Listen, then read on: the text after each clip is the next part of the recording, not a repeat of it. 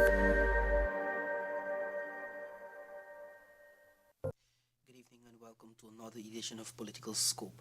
Well, the National Assembly will reconvene on the 10th of this month, that is Monday, after its recess. A number of activities are likely and a number of scenarios are likely to play out when members of Parliament meet on Monday. I have with me in studio today the Honourable Robeson Benn, Minister of Public Works. I have Madam Bibi Shadick, Member of Parliament of the People's Progressive Party, and Mr. Dharamkumar Seeraj, also Member of Parliament of the People's Progressive Party.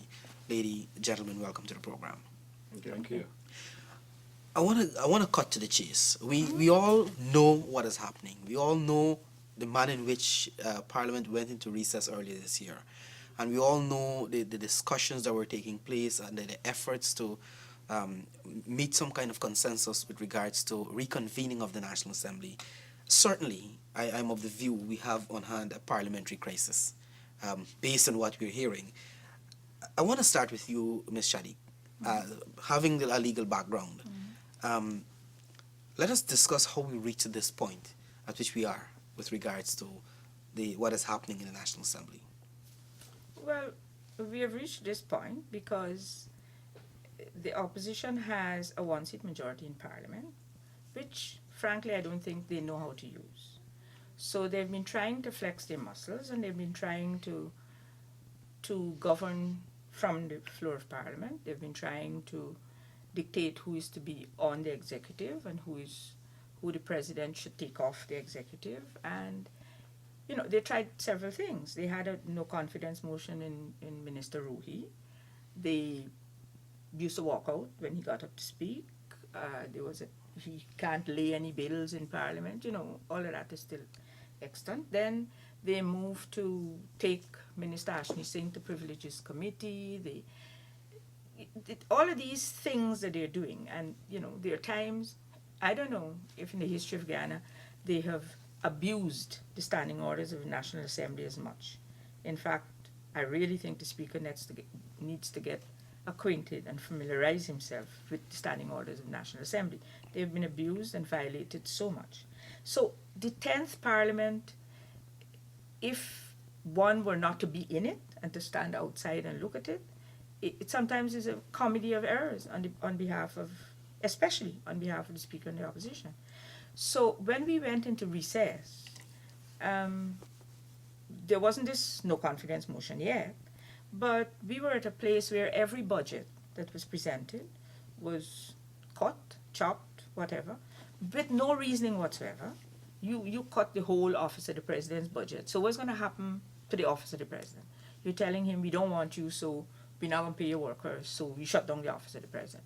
I mean, the kind of behavior or misbehavior of what was happening in the Parliament has brought us where we are. Minister Benn, I'm going to come to you. You would have been a victim of the dispensation in the 10th Parliament, meaning your ministry, over the past few years. I know you're very vocal in the House. Often you try to defend, you try to explain, but the reality still is either cut to your budget or something of that sort. Let us start from election of Speaker and Deputy Speaker. I think that is where the problem started. Well, yes, indeed, things started from the time of the election of the Speaker and Deputy Speaker. But fundamentally, as Ms. Shadick pointed out, the problems with respect to the one-seat majority and the rather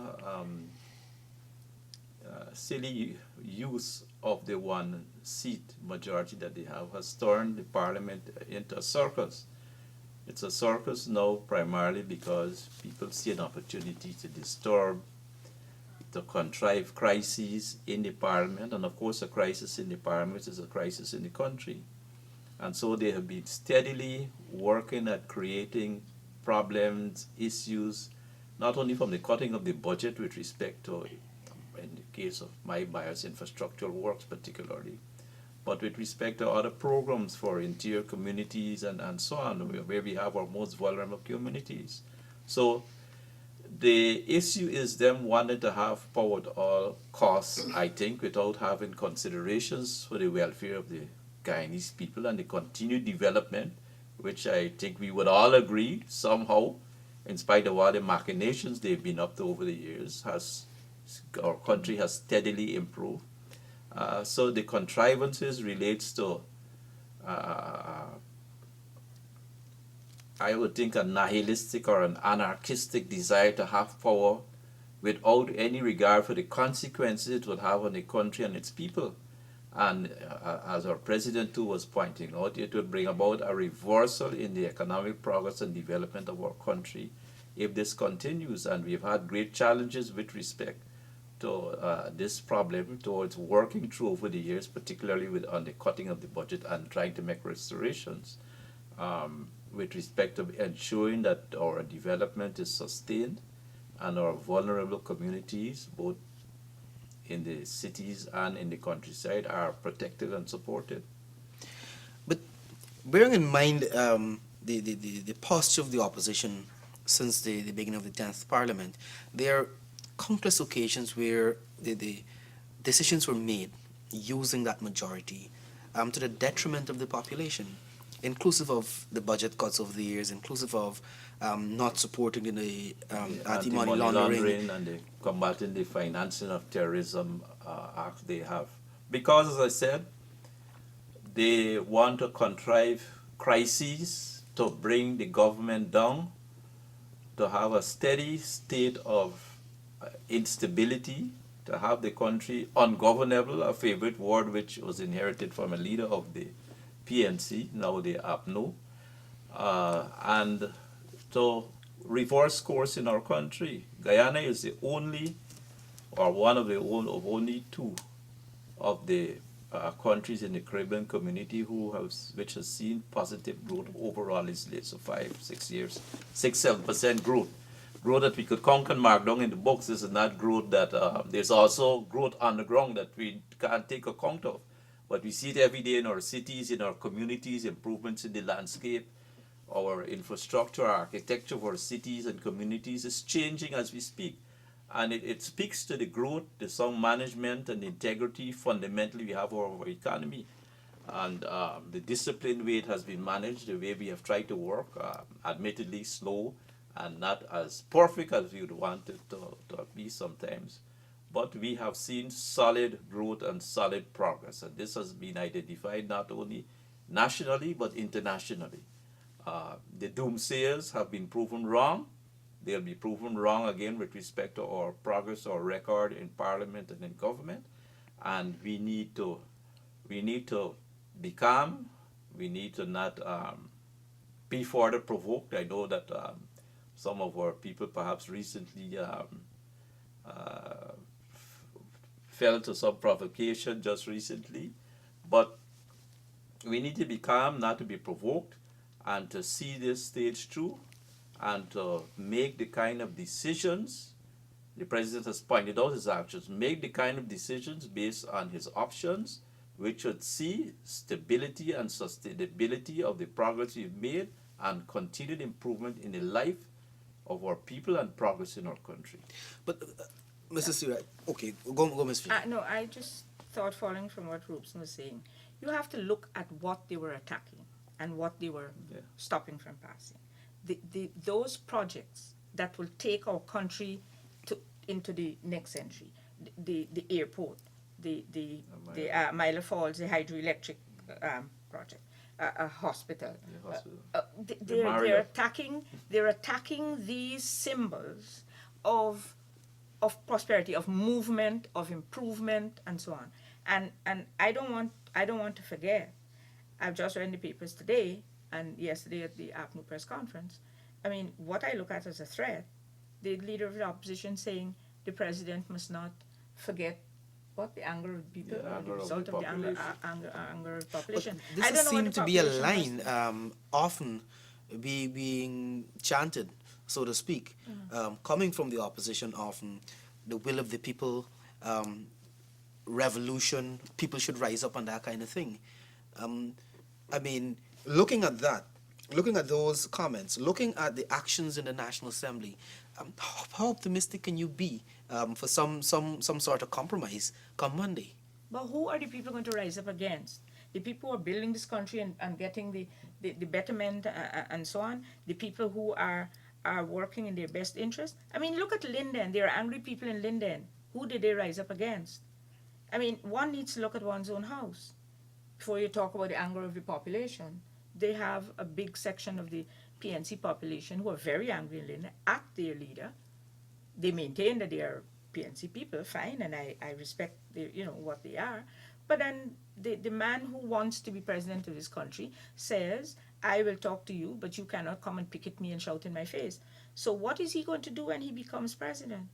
And If people he are angry about something. Well, he's saying he is going to become president. So if people get upset and angry, people picket the office of president all the time. People, show slogans including and all that. including Mr. Granger Of course. on And- every and- Tuesday. Exactly. And the So it's president himself It's calls okay him for him talks to and picket, stuff. but it's not okay for But others nobody to must do shout it. at him and nobody must put pickets in his face. And these are his supporters, his followers. So what is he going to do to those who are not members of the PNC? Mr. Seeraj, I know you're eager to get into this. Wade into the battle. Your optimism, though, because we have seen what has been happening, especially during the 10th Parliament. Yeah. Well, I think what is happening now clearly, if you look at the beginning of the 10th Parliament and start in 2011, and maybe we should go a little bit backward too, because we need to put things in perspective in terms of us to having an appreciation of what is happening today, to have a real appreciation, what are the options being exercised by the joint opposition. And I can go way back to 1992. Back in those days, it was considered the dawn of a new era with the restoration of democracy and all of that Cherry Jagan spoke about. And I'm glad you raised this issue about the election and the appointment of the Speaker and Deputy Speaker, because consecutive elections after 1992 saw the PPP winning the majority until 2011, November 2011. And in keeping with that theme of the restoration of democracy and rebuilding and inclusiveness and all of that, the PPP has always shared the parliament. We had ensured, although we had the majority, there was always a case where the speaker was from the PPP side, the deputy speaker was from the opposition. It was how, it's a demonstration of how the PPP intends to run this country in terms of inclusiveness at that level. And even at the RDCs and all of that, they've always been this issue of inclusiveness by the PPP civic administration.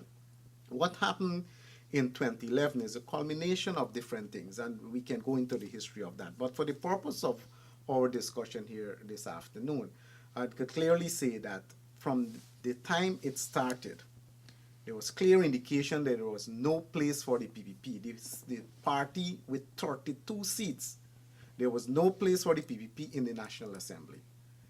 What happened is the party with 26 seats and the party with 7 seats, they joined together to exclude the largest party in the parliament. They took the speaker position, they took the deputy speaker position. Moses wanted to be speaker. Moses spoke to me in 2011 and said, if you support the AFC for him to be the speaker, then, the PPP can get the deputy speaker position. And I said, well, where's the logics? I said, if we have 32 seats, why don't the AFC support the PPP to have the speaker position, and then we can support that? We can't really put 7 in front of 32. So the result of the 2011 elections, the opposition felt the power. They felt power. And they wanted to govern, as my honorable member, his friend, colleague, Bibi Shadick said. They want to run this country from outside. Yeah. Right? And they want to take credit for all the good things and then leave the door open for, in the eventuality of anything going bad, to blame the PPP civic government. Say, well, we're not the government.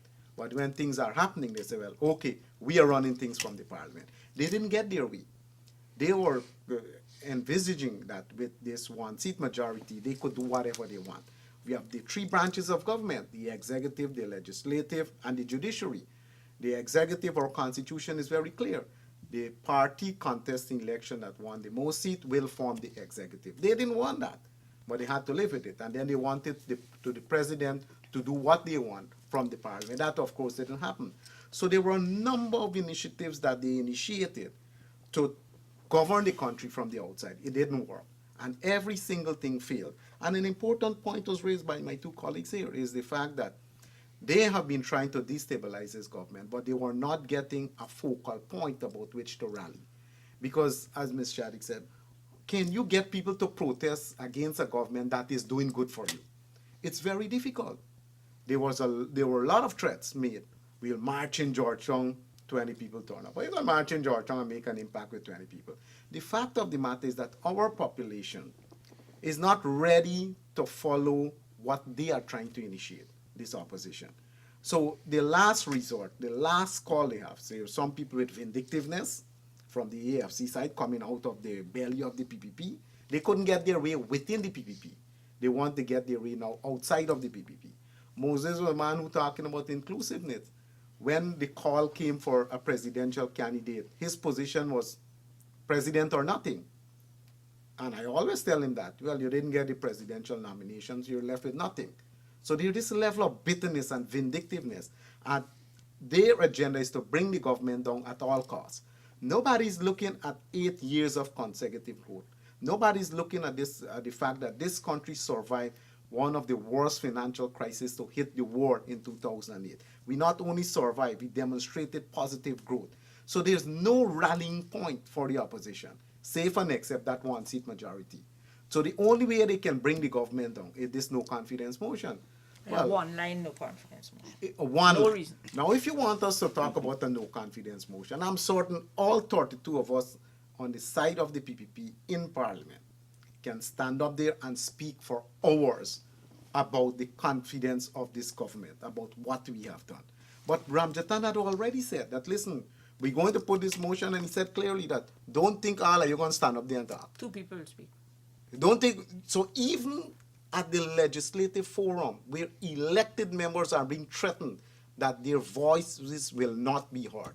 We, like I said, we are prepared to debate any motion. But I'm a bit confused. Mr. Ramjatan is saying that well, in essence, he doesn't really want to debate on this motion. Debate, no. But when the president would have announced the date for Parliament and outlined his options, he starts saying, why not talk to us? So what exactly you needed this? The intention is really not to have a debate. The intention is to put a one-line motion, have a rant on the matter, on such a critical matter, ask for the vote.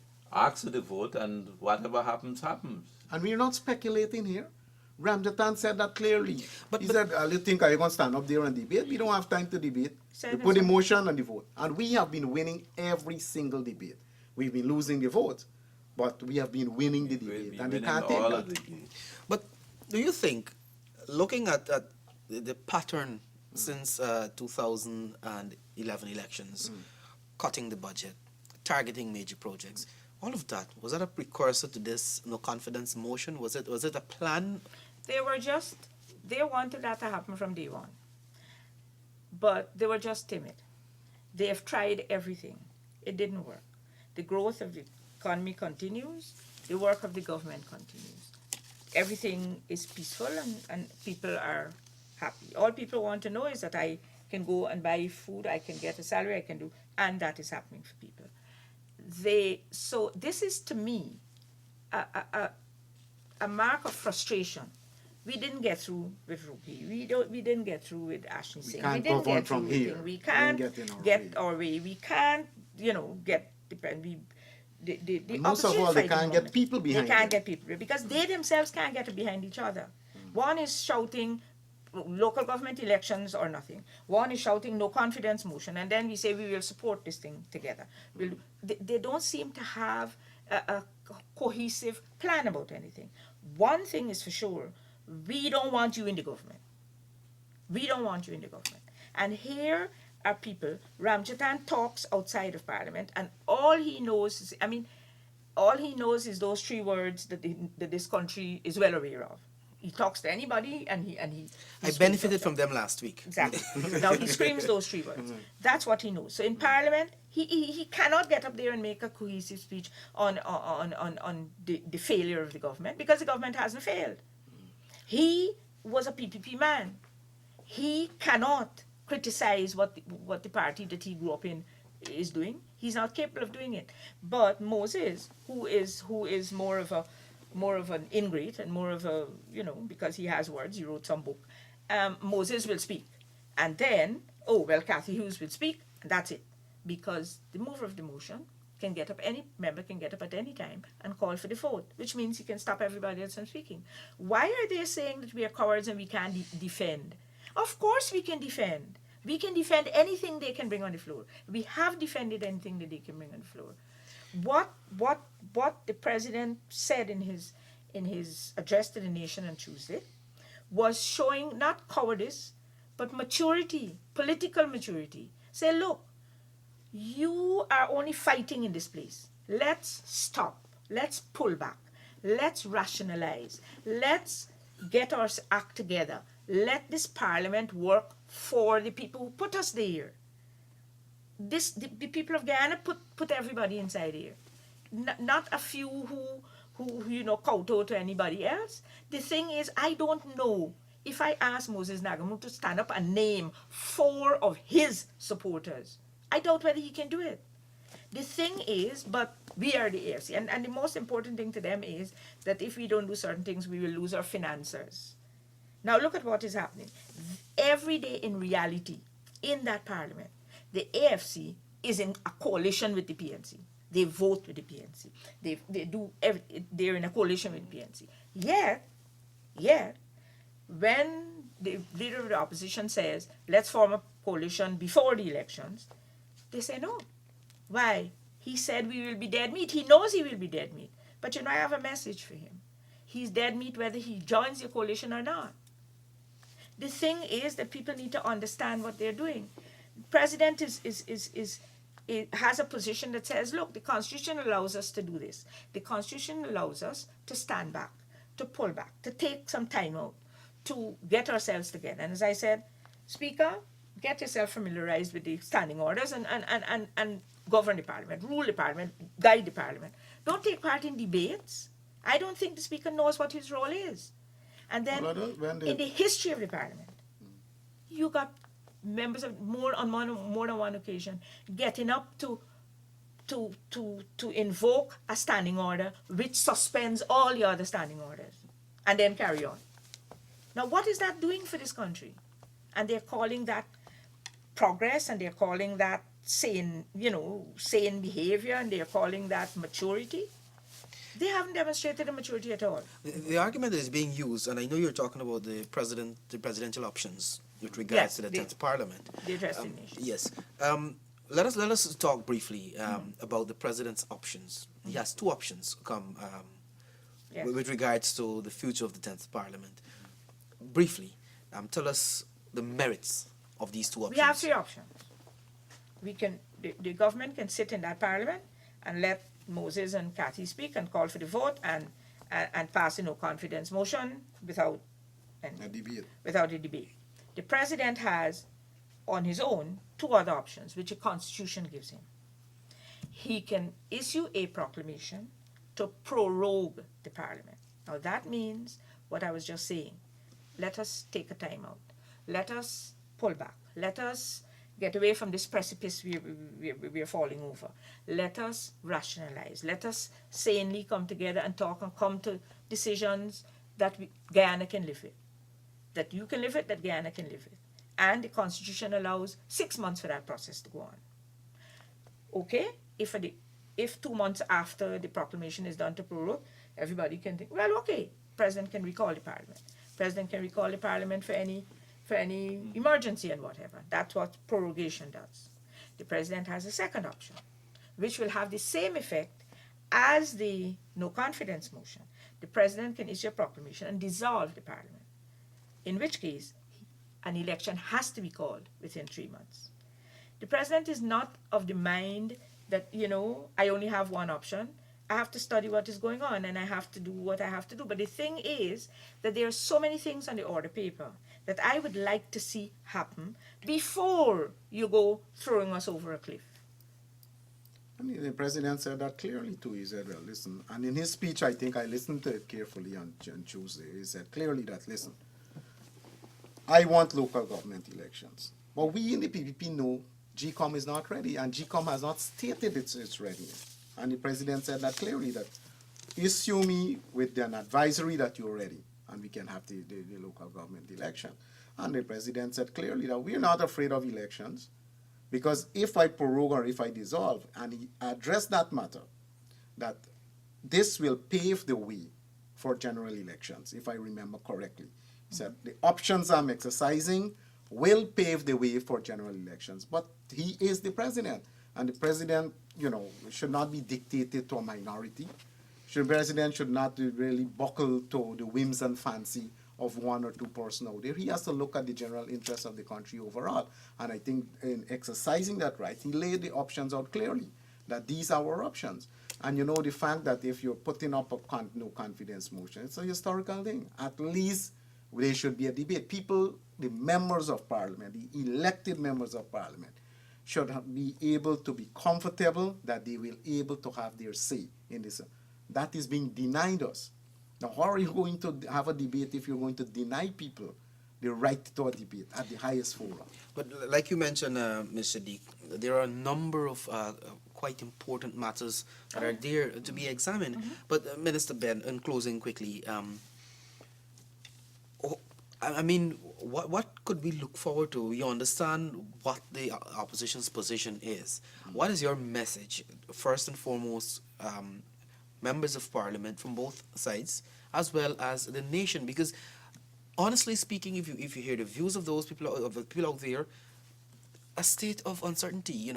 What exactly is happening? Well, yes, the problem is, as my two colleagues pointed out, is that there's no intention to get to a debate, to get to the gravamen of a problem in the parliament with respect to our democracy or parliamentary democracy. The intention is to The opposition's intention. opposition intention is to have a collapse of government. And a collapse of government, a collapse of governance in the country at this time will redound to the good of no person. Well, perhaps of a few, but ultimately it will not redound to the good. We have an irrational, irresponsible opposition.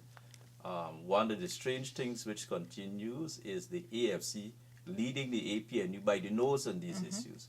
It happens when you had the problem in Linden. It has happened here again on a number of issues, and particularly and singularly on this issue, that they are being led by the nose by the AFC, who ultimately, in the weighing of all things, the AFC will not come out of it. So they continue to play the devil in the belfry with respect to this matter. What we have to be able to do is to take, based on the options that the option that the president may exercise is to, as was said, withdraw, be cool, work through the period, have the dialogue and the interfacing which would allow us to come back to some stability and rational behavior, and set aside these notions and provocations which put the country at grave risk. Right now, some of the projects which we heard them criticizing are going ahead fairly well. The Marriott is hiring. The Aurora Gold project on the Cuyuni River is hiring over 1,000 people. The Kairuni Gold project on the Potar River is hiring. Throughout all the city, throughout the whole country, people are struggling and working to improve daily the lives of their families and of their children, to obtain, to assure a better life for their children than we ourselves have had. And so this circus which they're contriving out of our parliament, in fact, the 10th parliament will perhaps turn out to be the most indescribable of all the parliaments we've ever had in the country, will not make anything good for our people and for our country. What people have to do is to remain calm, be focused. We mustn't lose our cool, do not be provoked into any silly actions, and let us see this period through so that we bring back some semblance of order, good thinking, and proper political dialogue and interfacing to continue to take our country forward, so that we have the stability to continue to develop our country, to produce the rice, Seeraj. We've had wonderful things happening in the production of rice, in the production of gold, in the building of houses for people, in every aspect of our economy. There are some areas which have difficulties, as is natural for a whole gamut of activities, but we're working through those areas. But we are seeing steady projects, steady progress, and we need to have that continue. We have just about a minute or so. I'm going to give both of you a chance to your final words, especially to the population, because certainly the population seem not inclined to go down the route of controversies. They're looking to, like you rightly said, Anarchy. to make a living and move forward. Whatever decision the president of this country makes, and I am confident that he will make what decision is right for this country, or else we will not have put him there as president. Whatever decision he makes, I am sure will result in a saner parliament, a place where laws and decisions are made which will help to improve this country. Whatever decision the president makes. Certainly, the president has already indicated. I mean, we need to, the population, the people of Guyana, need to familiarize themselves with what the president said, to know what is it he said. The president spoke about a number of issues, about our projects. He spoke about the issue of local government election. He spoke about the issue of general election. And he said clearly that if you're going to proceed, I'm going to take action to look. He proposed what he wants to do with the local government election. He proposed what he wants to do with general election. So it's not a case that the president is not talking about these elections and so on. The president himself, sometimes I feel how fed up he is about the situation. It's well, you know, it might as well be go to the poll and have a majority in the parliament so that we can take this country forward. And I think that is what our people need to look at. What is the message in the address of the president to the nation? Honorable Minister of Public Works, Robeson Benn, I want to thank you very much. Madam Bibi Shadick, I want to thank you very much as well, and Mr. Dharamkumar Seeraj. Of course, our discussions were centered on the reconvening of the National Assembly on the 10th of this month, that is Monday. A no confidence motion is in the House, could come up for debate, or will come up for debate based on the definitely. indications you're getting from the opposition. And of course, the president would have thrown out two constitutional options. One, to prorogue, which simply gives the opportunity to step back, think, and see how you can compromise and move forward, or to dissolve the parliament and get into general elections. I want to thank you very much for joining us at home, and I want to thank you very much again, ladies and gentlemen. Thank you for having us.